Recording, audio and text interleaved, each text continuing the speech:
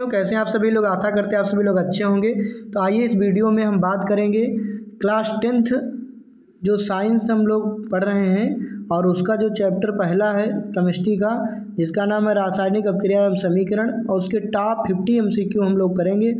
तो यहाँ पर यूपी बोर्ड हो या कोई भी बोर्ड हो, सभी साथियों के लिए ये क्लास रहेगा और तैयारी जो करते हैं उनके लिए भी ये सेशन बहुत ही महत्वपूर्ण रहने वाला है। तो खासकर क्लास 10th के विद्यार्थियों के लिए यह वीडियो है जिनका साइंस सब्जेक्ट है, और पहले चैप्टर के हम MCQ करा रहे हैं क्योंकि 20 MCQ बोर्ड परीक्षा में आते ही आते हैं। तो चलिए स्टार्ट करते हैं देर ना करते हुए।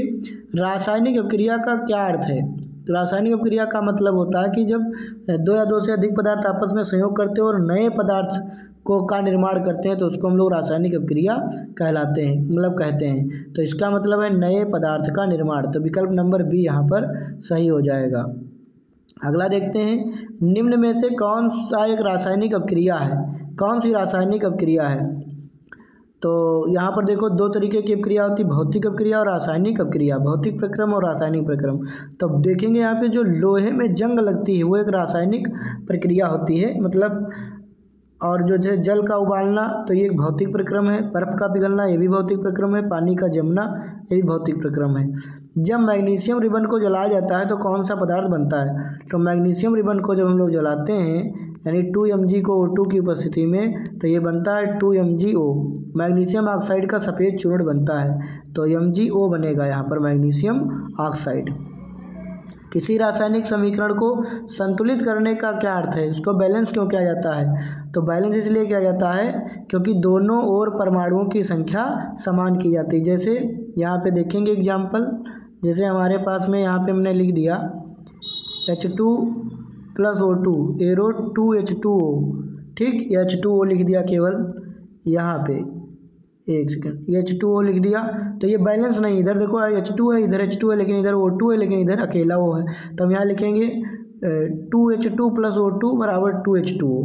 ये हो गया संतुलित रासायनिक समीकरण। तो इसीलिए संतुलित किया जाता है ताकि दोनों तरफ परमाणुओं की संख्या बराबर हो जाए, विकारक और उत्पाद दोनों तरफ।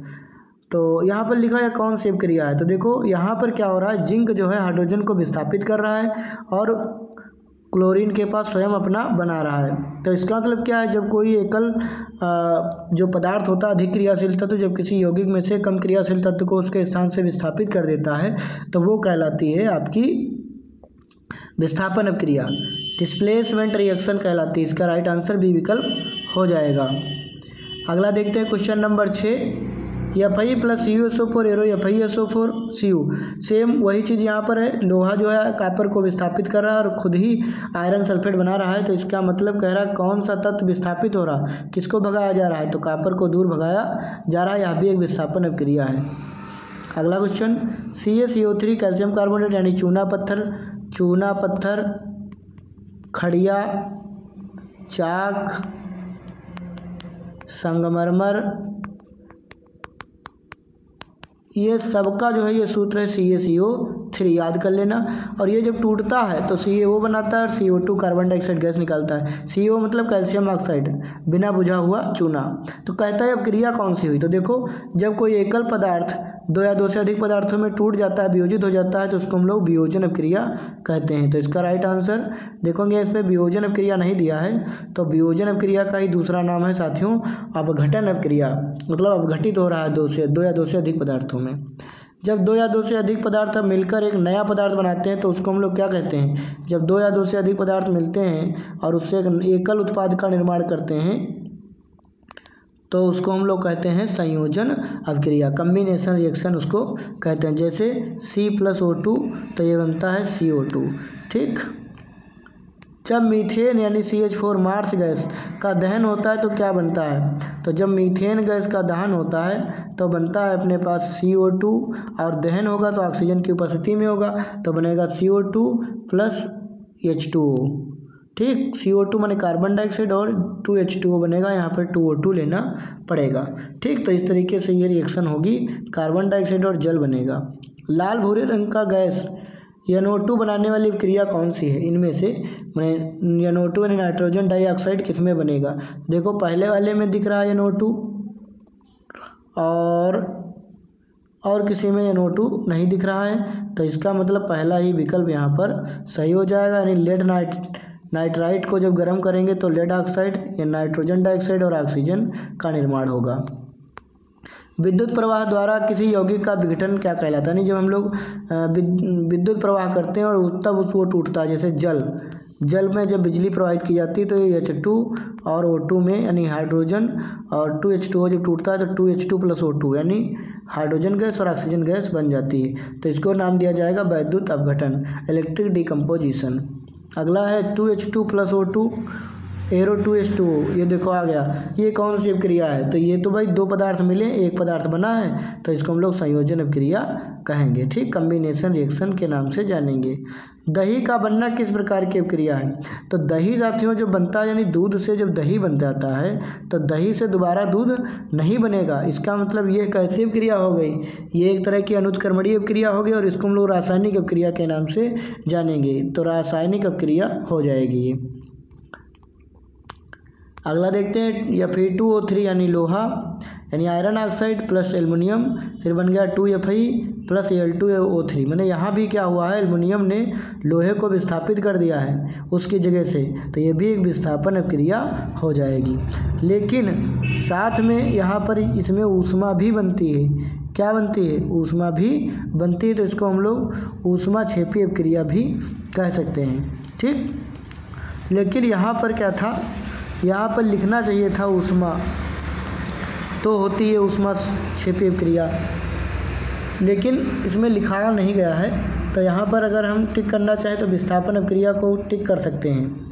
ठीक, लेकिन आप लोग इसको ऊष्माक्षेपी अपक्रिया ही यहाँ पे टिक करेंगे, क्योंकि यहाँ पे ऊष्मा नहीं लिखा तो आप लोग लिख लेना यहाँ पे ऊष्मा है। और याद रखना, जब एल्युमिनियम का चूर्ण जो है आयरन ऑक्साइड में डाला जाता है तो ऊष्मा उसमें से निकलती है, आपको याद कर लेना है। तो ये ऊष्माक्षेपी अपक्रिया है। Fe2O3 प्लस यहाँ पे देखो फिर से वही रिएक्शन को और क्या कहा जाता है, मतलब और इसका क्या नाम है? तो थर्माइट अपक्रिया। देखो यहाँ भी थर्मामीटर और यहाँ पर टेम्परेचर से बातें आ रही हैं संबंधित, तो इसको थर्माइट अपक्रिया भी कहेंगे, क्योंकि यहाँ से क्या होगा, ऊष्मा यहाँ से निकलेगी। तो भैया यहाँ से इसको याद रखोगे। जंग लगना किस प्रकार की अपक्रिया है? जंग लगना साथियों किस प्रकार की जंग लगना किस प्रकार की अपक्रिया है? तो जंग लगना एक ऑक्सीकरण की अपक्रिया है, क्योंकि जंग जो लगती है लोहे में वो ऑक्सीजन की उपस्थिति में ही लगती है, तो ये ऑक्सीकरण अपक्रिया कहलाएगी। वह अपक्रिया जिसमें ऑक्सीजन का अभाव हो उसको हम लोग क्या कहेंगे? तो उसको हम लोग कहेंगे अपचयन।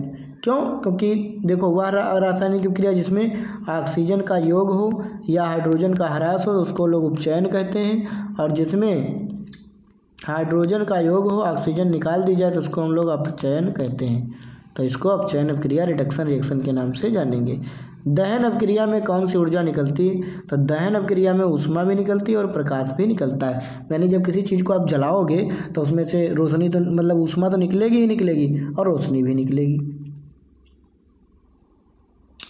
AgNO3 silver nitrate plus NaCl arrow AgCl plus NaNO3, यानी यहाँ पे डबल डिस्प्लेसमेंट रिएक्शन हो रही है, यानी द्विविस्थापन अपक्रिया हो रही, क्योंकि देखो AgCl के साथ जा रहा तो NaNO3 के साथ जा रहा, मैंने दो इधर भी और दो उधर भी, तो इसका मतलब क्या है, ये द्विविस्थापन अपक्रिया है। किसी अपक्रिया के दौरान द्रव्यमान का संरक्षण किसने प्रतिपादित किया था?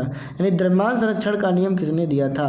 तो द्रव्यमान संरक्षण का नियम दिया था लेवोजियर नामक वैज्ञानिक ने दिया था। वह अपक्रिया जिसमें एक तत्व दूसरे तत्व को विस्थापित कर देता है विस्थापन अपक्रिया कहलाती है, भी ऊपर हम लोग पढ़ चुके हैं। कार्बन डाइऑक्साइड गैस बुझाने में प्रयोग होती है क्योंकि यह दहन को रोकती है। ऑक्सीजन आग पकड़ती है, जलाती है आग को, और कार्बन डाइऑक्साइड आग को बुझाती है। चमकती लौ किस अपक्रिया का उदाहरण है? तो दहन अपक्रिया का उदाहरण है। जब किसी चीज़ को जलाओगे तो उसमें से लौ निकलेगी। Fe2O3 यानी फेरस ऑक्साइड जो होता है इसका रंग कैसा होता है? तो भूरा कलर होता है, यानी जो लोहे पर जंग लग जाती है और उसका जो बुरादा होता है उसी का ये सूत्र है, तो वो भूरा कलर का, लाल भूरा कलर का होता है। Fe+S FeS बन गया। ये किस प्रकार की अपक्रिया है? दो पदार्थ मिले एक बना संयोजन अपक्रिया है। NaOH, HCl, NaCl और H2O, ये भी देखो दो इधर दो उधर, तो ये द्विविस्थापन अपक्रिया भी इसको लिख सकते हैं। और ये एक तरह की उदासीनीकरण अपक्रिया, इसको याद कर लीजिए।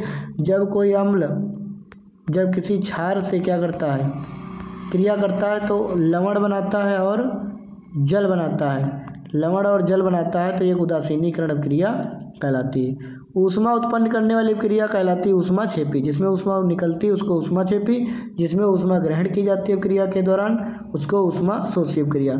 थर्मोडायनेमिक्स, इसको बोलते हैं एंडोथर्मिक, इसको बोलते हैं एक्सोथर्मिक, इसको बोलते हैं एंडोथर्मिक। बेकिंग सोडा यानी खाने वाले सोडे का सूत्र है NaCO3 यानी सोडियम बाइकार्बोनेट या सोडियम हाइड्रोजन कार्बोनेट, इतने नाम हैं इसके। चूना पत्थर, खड़िया, संगमरमर, CaCO3 पहले ही बता दिया था। रासायनिक समीकरण में AQ का क्या अर्थ है? जब लिखा होता है कहीं पे, जैसे जल लिखा है तो यहाँ AQ लिखा होता है। AQ माने एक्वस सॉल्यूशन, माने जलीय विलयन, ठीक, इसको ध्यान रखेंगे। गैस, G से होता है गैस यहाँ पे, और L से होता है लिक्विड यानी द्रव, और S से सॉलिड, सॉलिड माने ठोस। CaO प्लस H2O CaOH का होल ट्वाइस। देखो यहाँ पे दो पदार्थ मिले, एक बना, तो ये कौन सी अपक्रिया है? लेकिन वैसे तो संयोजन अपक्रिया, लेकिन इसमें भैया ऊष्मा निकलती है, इन्होंने लिखा नहीं है यहाँ पे, तो ऊष्मा निकलती तो ये ऊष्माक्षेपी अपक्रिया हो जाएगी। कैसे? जब ये चूना मतलब उसका है बिना बुझा हुआ चूना, जब मार्केट से लाते हैं बाल्टी में पानी में डालते हैं तो उसमें बुझा हुआ चूना बनता है और उसमें से क्या निकलती है? ऊष्मा भी निकलती है। आपने अगर एक्सपेरिमेंट किया होगा तो जानते होंगे। ऑक्सीकरण में क्या होता है? ऑक्सीकरण में ऑक्सीजन का जुड़ना या हाइड्रोजन का निकलना, पहले ही बताया, या तो अपक्रिया के दौरान ऑक्सीजन का योग होगा या हाइड्रोजन बाहर निकल जाएगी। अपचयन में इसके उल्टा होता है, इसमें ऑक्सीजन बाहर निकल जाएगी और हाइड्रोजन जुड़ेगा। फोटोसिंथेसिस किस प्रकार की अपक्रिया है? प्रकाश संश्लेषण। तो प्रकाश संश्लेषण का मतलब क्या है? उसमें प्रकाश की आवश्यकता पड़ती है, तो ऊष्माशोषी अपक्रिया में आएगा। 2KClO3, ये देखो ये कोई पदार्थ है, दो पदार्थों में टूट गया, तो इसको वियोजन अपक्रिया या अपघटन अपक्रिया के नाम से जानते हैं। लोहे पर लगी जंग का रासायनिक सूत्र Fe2O3 × XH2O। ये एक रिएक्शन देख लीजिए, या कौन सी अपक्रिया है? देखो दो पदार्थ इधर भी दो उधर भी, यानी द्विविस्थापन डबल डिस्प्लेसमेंट रिएक्शन है।